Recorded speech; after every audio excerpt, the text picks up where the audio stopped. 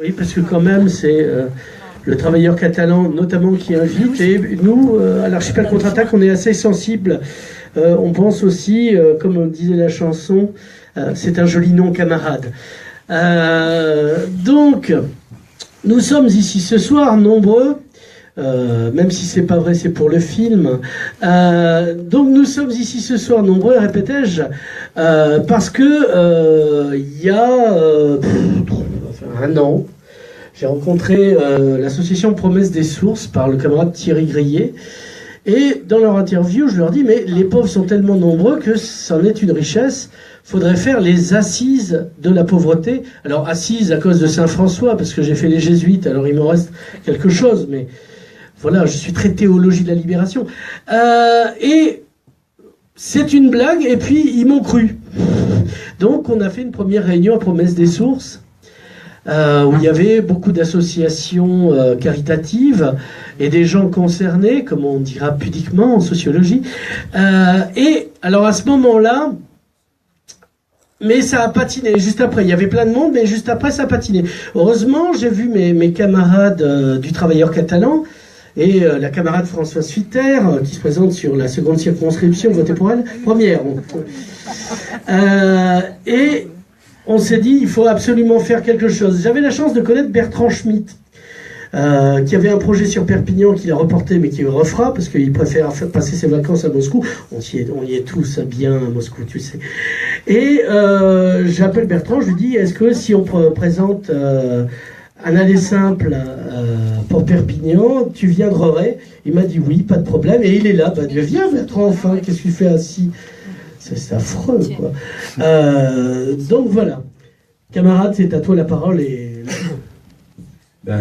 Oui, moi, j'ai pas grand-chose à ajouter, si ce n'est que, évidemment, quand on s'est rencontrés, qu'il m'a dit, voilà, le problème de la pauvreté, c'est un problème important. On est dans un des départements qui est le plus touché en France, avec un des départements aussi où les inégalités, j'ai vérifié les statistiques à l'INSEE il y a quelques heures, où les inégalités sont les plus importantes. Et malheureusement, on ne voit pas toujours le volume. Je pense que derrière, dans le débat, il y a des représentants des associations humanitaires qui pourront nous parler un peu du volume de pauvreté énorme qu'il y a dans ce département, et en particulier dans cette ville. Et donc ça nous a semblé important qu'on puisse en discuter, puis voir ensuite peut-être comment on peut agir. Et puis la question qui se pose aussi, c'est celle que par exemple dans le Travailleur catalan de cette semaine, on a posée à des responsables du Secours populaire et des Restaurants du Cœur, c'est est-ce que vous croyez qu'on peut supprimer la pauvreté, est-ce qu'on peut l'éradiquer, ou est-ce que ça devra être éternel? C'est un vrai problème, parce qu'on essaie de nous faire croire qu'en définitive, c'est normal, qu'il y ait toujours des pauvres, et c'est une question qu'on se pose. Mais je voudrais, avant, on verra le film, et je pense que c'est intéressant que Bertrand Schmitt, et on le remercie d'être venu, nous présente rapidement son film. Et puis moi, ce que je vous propose, c'est qu'après, on ait un petit débat sur le film, peut-être, qui ait un certain nombre de témoignages. J'ai vu qu'il y avait dans la salle des gens qui travaillent justement à les associations humanitaires, et puis aussi qu'on se pose donc cette question, est-ce qu'on peut éradiquer la pauvreté? Et je passe tout de suite la parole à Bertrand Schmitt. Merci, bonsoir. Tout d'abord, merci d'être venu. Je suis ravi de partager ce moment avec vous, de vous présenter mon travail, de vous présenter ce film. Merci de m'avoir invité à le faire. Ce film, l'idée de ce film est venue à l'occasion de plusieurs séjours à Perpignan. C'est un pays dont je ne suis pas natif, mais que je connais bien et qui me touche beaucoup depuis une quinzaine d'années. Et à force de venir, je me suis très vite aperçu que ici, comme vous le savez tous beaucoup mieux que moi, une personne sur deux n'est pas natif de la région, mais vient d'ailleurs. Et je me suis aperçu que parmi ceux qu'on appelle pompeusement ces migros interrégionaux, qui sont à peu près 7 à 8 000 par an, une grande majorité était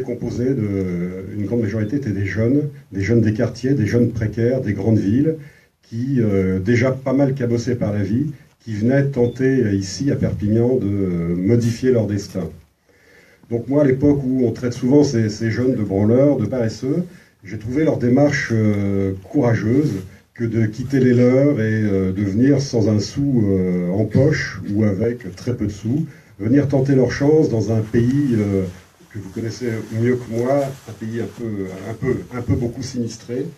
Et l'objet de ce film était pour moi d'observer si pour ces jeunes en reconstruction, il y avait ici à Perpignan un salut possible. Voilà.